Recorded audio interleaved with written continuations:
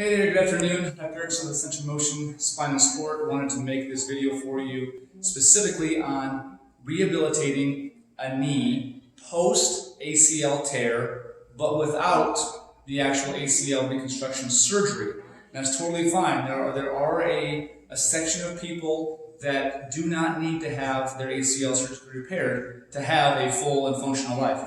Especially if you want to just do things straight ahead, maybe some walking, some jogging, golf, bowling, those kind of things. If you don't need to do a lot of cutting and pivoting like with soccer or basketball or volleyball, you don't need to have the ACL repaired. It's totally fine. And actually what I'm going to show you today are about 5 or 6 exercises to use the muscles and some of the dynamic stabilizers, the things that surround the knee joint to help keep the shin bone or the tibia in line with this big, your thigh bone.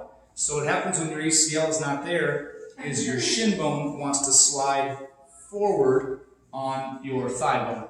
And some of the muscles that we can use to help pull that back and help it keep a co-contraction, so to speak, to keep everything centered. So I'll get right into it. We're going to start on the table here first.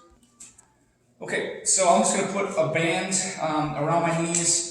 I'm trying to make all of these something that you can do with minimal equipment, something you have either in a basic home gym or for sure if you go to a gym or a YMCA center. So band around the knees. We're going to bridge from here, bridge the hips up, hold, knees apart, come back together, and down.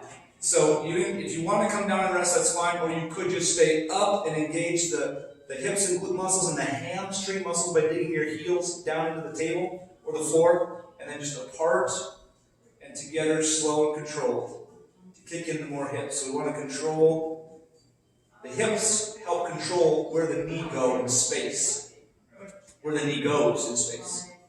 Okay?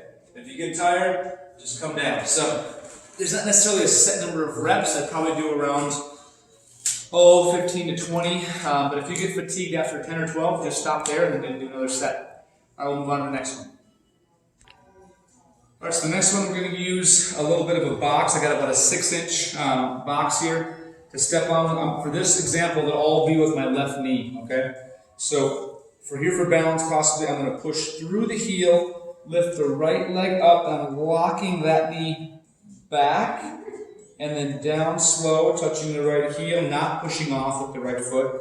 Straight back and tall. You see how this knee is coming over top my toe like this? What it's not doing is it's not going in like that. Keep it a plumb line from your hip to knee to toe, straight down. And this won't be very many. This gets pretty tired on the quad and the hip after maybe 10, 12 reps. But go enough to where you feel the fatigue in that muscle. All right, the next one, we're going to use the left leg in a kind of a rocking lunge fashion, knowing that when I step forward, I need to use these muscles here to stop the movement of that shin bone from going forward. So slow and controlled, we'll come forward and lunge, and then push off, and then lunge backwards, okay? Forward and back, kind of a rocking, like that, back and forth. But concentrating on these muscles and not letting that thing shift forward. Okay, now I'm doing it on the left. Of course, you can start with that one, and then you can always do the other side as well, because that leg still has to, while you're moving, still has to support your body weight. So that's important for stability to go ahead and do both legs, left and right, of these rocking lunges. All right, we'll move on to the next one. Okay, next one, we're going to use a little bit of an exercise ball. Again, something that most people can have either in a very minimal home gym, for sure at a fitness club or a YMCA will have a fitness ball. Just going to put it against the wall, kind of lean. I'll come this a little closer so I can see my legs just kind of lean back into the ball just a bit, so that when you drop your hips down, your knees stay a little bit behind those toes. And then push straight up again. Get those quads going, lock them back. Down. And back up. So again, these two won't take too many reps for you to start feeling the fatigue in the quad muscle and the glutes and hips. Okay, so down, back up. That's that one. Okay, the next one will be using a bit of a band. You can use the same band that we used around the knees for the other exercise. But in this one, I'm going to actually put it on my right foot.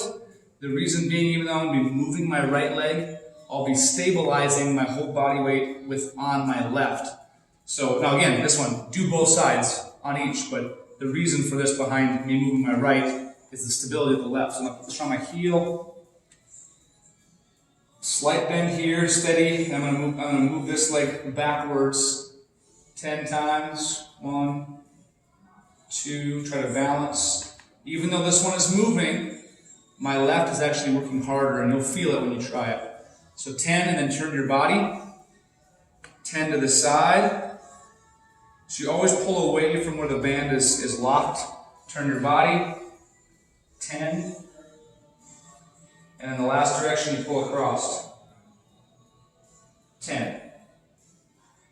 Okay, and then of course you would switch legs, do the same thing, moving the left on the right. Okay? Okay, so I picked up a small dumbbell. I mean, you can go anywhere from 3, 4, 5, 6, 7 to 10 pounds probably.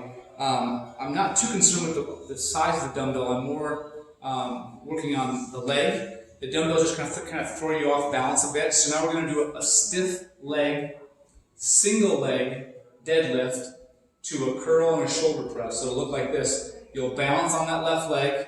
You'll hinge at the hip. So bend forward at the hip, feeling that stretch and that tension in the hamstring in the back of the leg.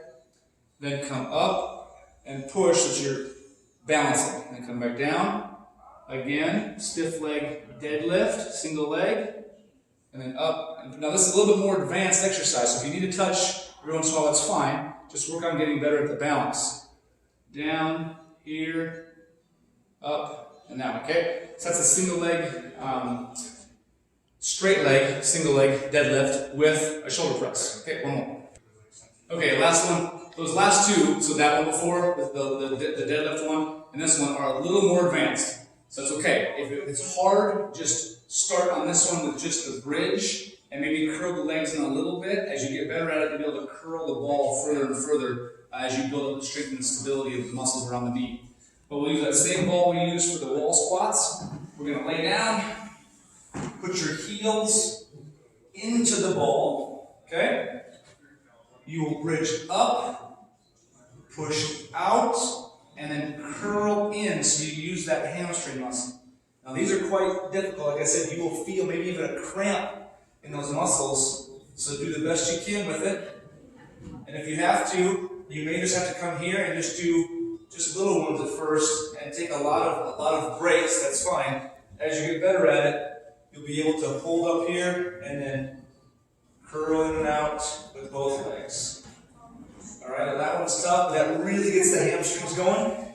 And those 6 are a good starting point to work on hamstring, quad, glute and abductors of the hip to help stabilize that knee joint to not allow that bone to move a little bit. So any questions or comments, please just drop them below. I'd love to answer them for you and make any other videos that you need or to address those specific comments or questions. Again, Chris Erickson with Essential Motion Spine and Sport. Thanks.